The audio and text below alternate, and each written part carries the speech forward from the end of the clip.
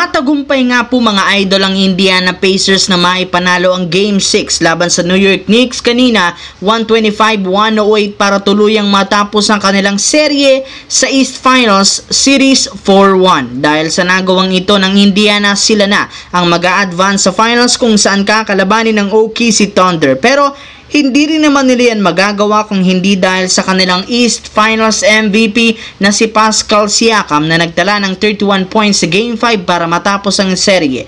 Habang ang kanilang teammate na si Tyrese Haliburton merong 21 points, 13 assists. Pero sa kabila ng almost triple-double performance, hindi pa rin siya ang itinanghal bilang MVP. Kaya hindi na nakapagtataka bakit bigla lamang itong nadismaya at hindi makapaniwala ng tawagin ng announcer si Pascal Siakam. In fact, muntik pa nga niyang kunin ng MVP trophy, ngunit bigla nga itong umatras nang hindi niya marinig ang kanyang pangalan. Dahil sa nangyaring ito, kontrobersyal ang pagbibigay ng Finals MVP Award kung napuruhan nga dito ng husto si Haliburton since pinambabatikos na naman siya ng ilang mga fans lalo ng New York Knicks. And speaking of Knicks, dahil nga sa pagkatalo ng team sa Game 6, tuluyan na nga silang nalaglag kasabay ng pagkaka-eliminate ng silibasan rin naman ang mga problema ng team. In fact, ibinulgar ng isang insider hindi nga ay kinagusto ng mga fans at analysts ang performance ni Karl Anthony Towns sa unang season niya sa New York Knicks,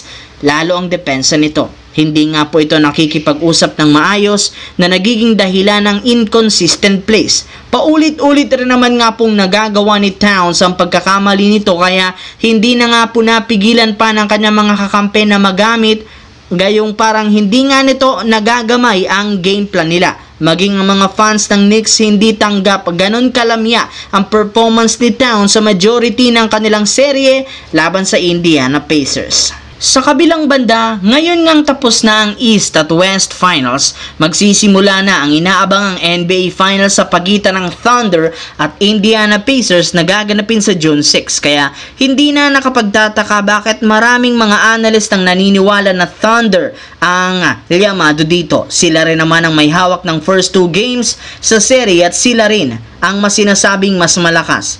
Napatunayan rin naman ng OKC ang kanilang sarili na kaya nilang talunin ang malalakas na koponan. Maging ang ibang mga superstar kumbinsido na Thunder ang lamado dito. In fact, mismong si LeBron James na ang nagsabi sa media naniniwala siya na liyamado ang Thunder. Kumpara sa Pacers, mas kompleto ang lineup ng OKC sa dami ng mga malalaro na kayang mag-step up lalo sa depensa na siyang rason bakit sila ang umaangat ngayon. Pero syempre, ayon pa kay LeBron, tanging si Pascal Siakam ngayon siya naniniwala na kayang baguhin ang kapalaran ng Indiana Pacers kung maganda ang ilalaro nito.